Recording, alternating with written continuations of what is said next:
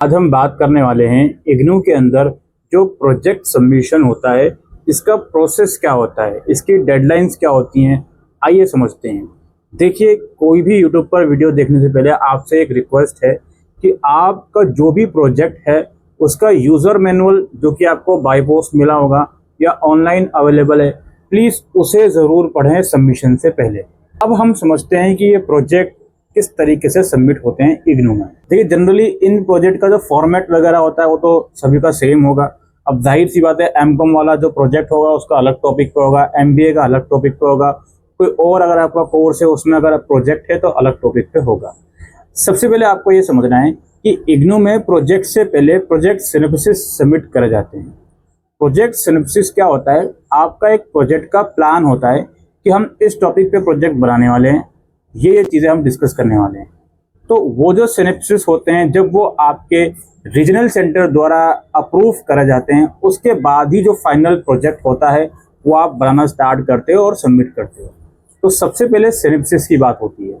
अब ये जो सिनॉप्सिस हैं, ये आप थ्रू आउट द ईयर कभी भी जमा कर सकते हो। इसकी कोई फिक्स्ड डेट नहीं होती, फिक्स्ड मंथ नहीं होता।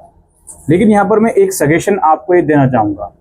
मान लीजिए आपका 2 साल का प्रोग्राम है और आपके फाइनल ईयर में प्रोजेक्ट है, तो जो भी आपके फाइनल ईयर के एग्ज़ाम्स हैं जैसे जून में हैं, तो सिनॉप्सिस काफ़ी पहले आप जमा करें। कोशिश करें, जैसे जून 2026 में अगर फाइनल ईयर के एग्ज़ाम है तो कोशिश करें जो सिनॉप्सिस है वो उस एग्ज़ाम से 5 से 6 महीने पहले एटलीस्ट जमा कर दें।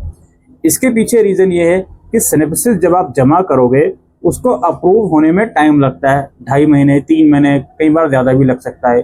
दूसरी बात यह है, कई बार वो अप्रूव नहीं होता, रिजेक्ट हो जाता है, आपको दोबारा बनाना पड़ता है।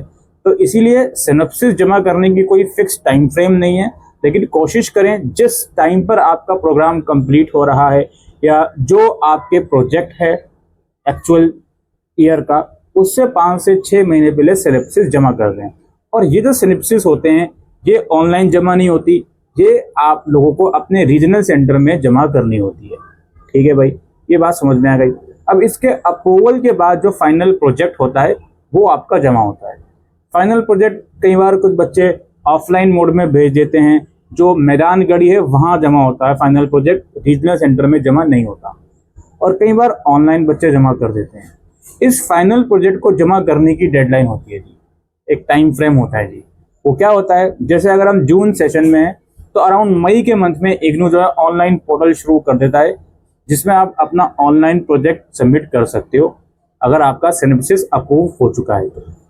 और ये जो प्रोसेस है 15 जून तक चलता है, कई बार 31 मई तक भी चलता है, कई बार 15 जून से आगे भी डेडलाइन बढ़ सकती है।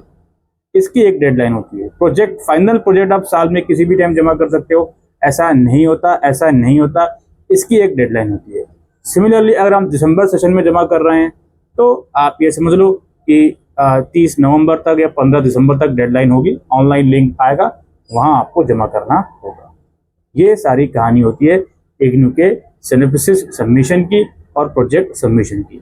और अगेन एक बात याद रखिएगा कि अगर आपका फाइनल ईयर में प्रोजेक्ट है तो एग्ज़ाम से 5 से 6 महीने पहले अपना सिनॉप्सिस बनाना स्टार्ट कर दो, भेजना शुरू कर दो, और उसके बाद जब वो अप्रूवर आएगा फिर फाइनल प्रोजेक्ट आप जमा करोगे, उसके बाद जो भी चीज़ें हैं वो होंगी।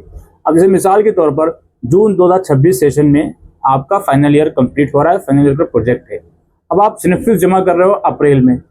अब अप्रैल में जब आप सिनॉप्सिस सबमिट कर रहे हो अपने रीजनल सेंटर में, उसका अप्रूवल आया जुलाई तक। अब जुलाई में अप्रूवल आया, अब प्रोजेक्ट की डेडलाइन निकल गई, अब वो प्रोजेक्ट आपको दिसंबर सेशन में जमा करना पड़ेगा। तो इन चीज़ों को ध्यान में रखते हुए ही अपना जो भी सबमिशन है वो करिएगा। और अगेन जो भी आपका प्रोजेक्ट है, सिंपल सा यूज़र मैनुअल उसका पढ़िए, जो भी इंस्ट्रक्शन वो बता रहे हैं, प्रोफॉर्मा बता रहे हैं, गाइडलाइंस बता रहे हैं, उसी को फॉलो अप करते हुए अपना जो प्रोजेक्ट है वो बनाएं। ठीक है, उम्मीद करता हूँ आपको आज की इस वीडियो में दी गई इन्फॉर्मेशन यूज़फुल लगी हो, तो इस वीडियो को शेयर कीजिएगा। शुक्रिया।